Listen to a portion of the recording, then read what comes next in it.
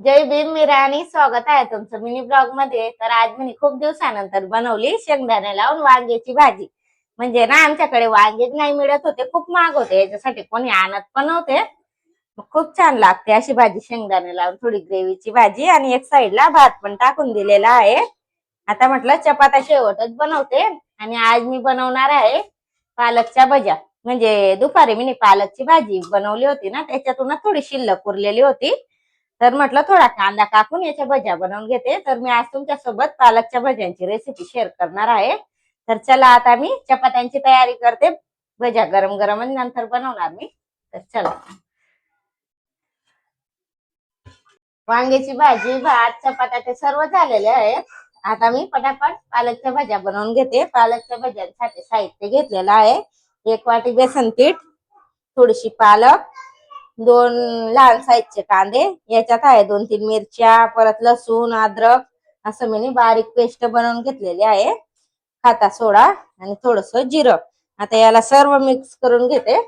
पाणी मी पहिले बेसनात टाकत नाहीये, म्हणजे कसं भाजीला आहे ना पाणी सुटतं ना, याच्यासाठी. कसं मग आपलं बॅटर पातळ होऊ शकतं, याच्यासाठी लागता लागता पाणी टाकणार आहे मी. स्वच्छ धुवून टाकलेली पालक, पहिले पण मी 2 वेळा धुवून टाकली पालक, आणि 3 वेळा. पालक, कांदा पण मी बारीकच चिरून घेतलेला आहे.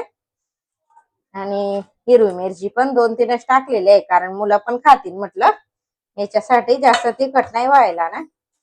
आता थोडस जिरं, अजवाईन पण टाकता, अजवाईन पण छान लागतं, पण मला आहे ना अजवाईन काही मिळालं नाही, याच्यासाठी अजवाईन नाही टाकलं मी.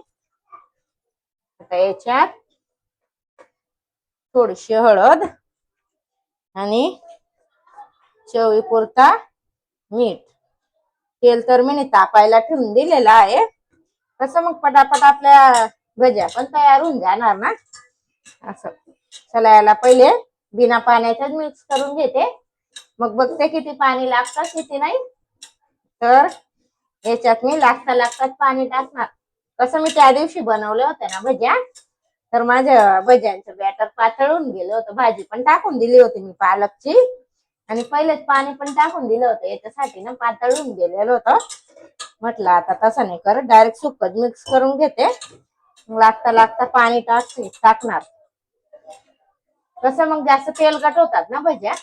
जास्त काही पाणी टाकलं नाही, एकदम थोडस पाणी लागलं, कारण भाजीला पण पाणी सुटतं ना, यासाठी थोडसच पाणी लागलं भज्यांसाठी. आता पटापट भज्या काढून घेते, कारण तेल पण खूप ताप